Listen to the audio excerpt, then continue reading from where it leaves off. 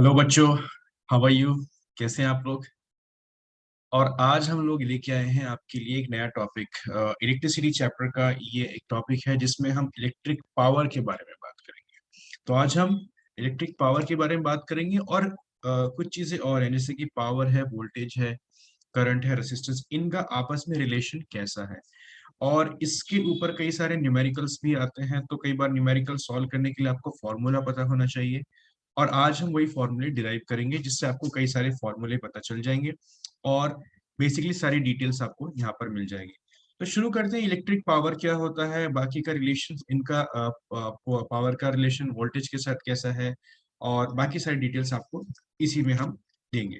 तो चलिए शुरू करते हैं। सबसे पहले सबसे पहले समझते हैं कि पावर क्या है। तो अगर हम एनसीईआरटी बुक में देखें तो पावर की एक डेफिनेशन दी गई है। So power is a rate of doing work. Rate of doing work को ही हम क्या कहते हैं? पावर कहते हैं।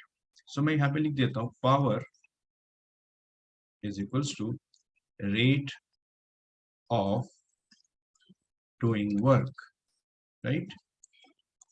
इसको अगर मैं फॉर्मूले में कन्वर्ट करूं तो मुझे एक फॉर्मूला मिलता है। ये मैंने इससे पहले भी पढ़ा होगा, पहले के चैप्टर्स में, जिसमें हो जाएगा power is equals to W upon T, right. Work done, rate of doing work मतलब डबल अपॉन टी। इसी को हम कहते हैं एनर्जी कंज्यूम जो होती है। बिकॉज जब हम कोई वर्क डन करते हैं तो उसमें एनर्जी कंज्यूम होती है, एनर्जी ट्रांसफर होती है, तो हम इसको ई अपॉन टी भी लिख सकते हैं। तो बेसिकली पावर के लिए मेरे पास ये दो फॉर्मूले हैं। पहला क्या है?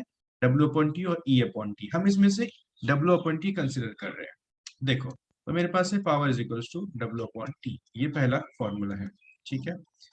अब इसमें से कई सारे फॉर्मूले आपको मिलते जाएंगे, आपको एक एक करके फॉर्मूले को नोट डाउन करना है। तो मुझे ये देखना है कि वर्क डन यहाँ पर क्या होगा। तो वर्क डन क्या होगा? बेसिकली वर्क डन को मुझे अगर कैलकुलेट करना है तो वर्क डन कैलकुलेट करने के लिए मुझे मेरे पास एक फॉर्मूला है जो कि हमने डिराइव किया था इससे पहले भी, जो होता है कुछ ऐसा।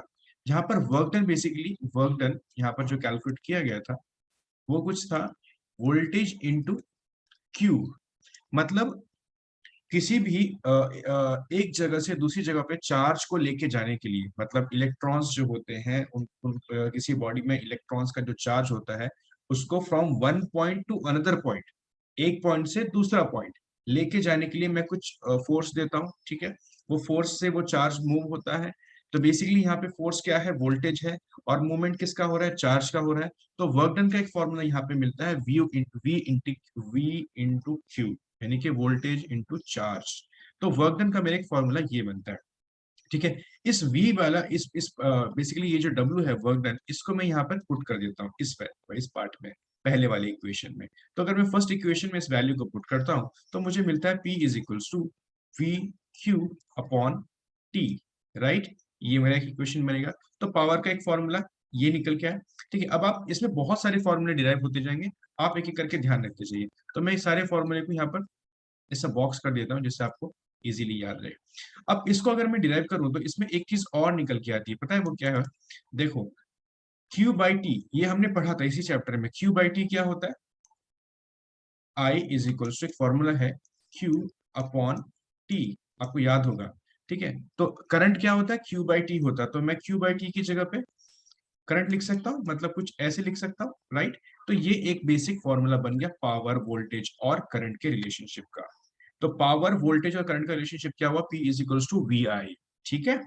तो P is equals to V I. अब ये जो फॉर्मूला है, इस फॉर्मूले में मैं ओम्स का लॉ अगर पुट कर दूं इसी जगह पे, तो आप देखो ओम्स का लॉ क्या कहता है। ओम्स लॉ क्या कहता है? तो ओम्स लॉ कहता है V is equals to I R. V is equals to I R, यानी V की जगह पर मैं आई आर पुट कर सकता हूं। तो अगर मैं V की जगह पे आई आर पुट कर सकता हूं तो मेरा फॉर्मूला कुछ बन जाएगा, आई आर इंटू आई, मतलब P is equals to I square are.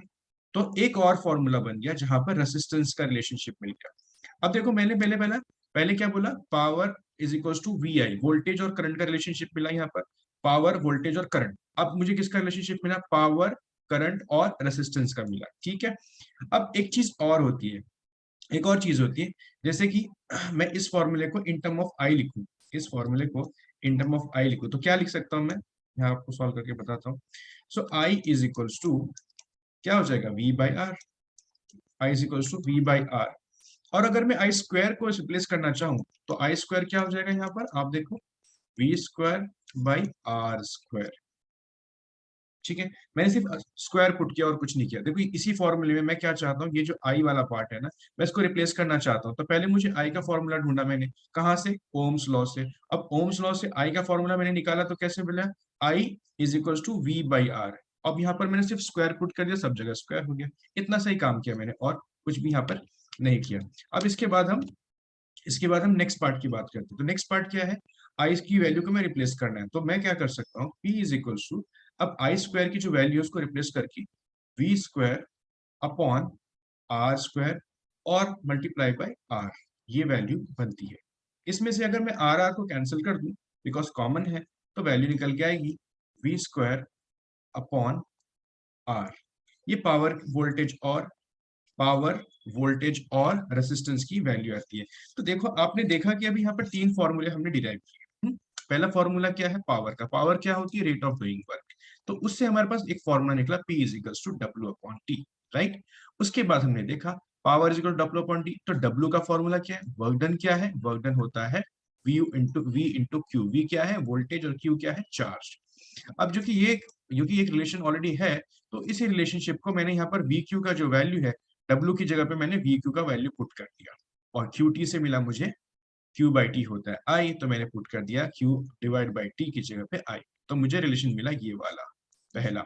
ठीक है, ये पहला रिलेशनशिप है बिटवीन पावर, वोल्टेज और करंट। ठीक है, दूसरा रिलेशनशिप है जहां पर मुझे मिला P is equal to I square into R. ठीक है, वो कैसे मिला, ओम्स लॉ से, क्योंकि ओम्स लॉ कहता है V is equal to I R, voltage equal to I R. तो मुझे इनसे, इसके रिलेशनशिप से मिला मुझे, बेसिकली मैंने क्या किया, V की जगह पे आई आर पुट कर दिया। देखो सिर्फ कुछ नहीं किया, V की जगह पे मैंने आई आर पुट कर दिया, और ये मिला मुझे आई स्क्वायर आर। तो ये मेरा सेकेंड रिलेशनशिप हो गया।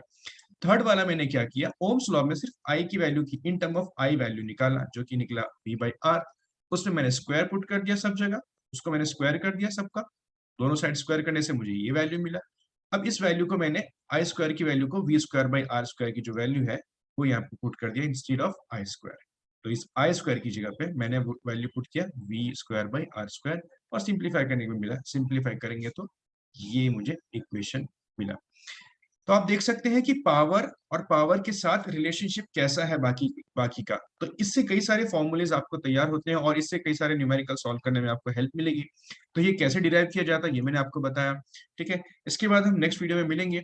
ठीक है, तब तक आप इसके प्रैक्टिस कीजिए, कुछ न्यूमेरिकल्स कीजिए, फिर मिलते हैं नेक्स्ट वीडियो में। ओके।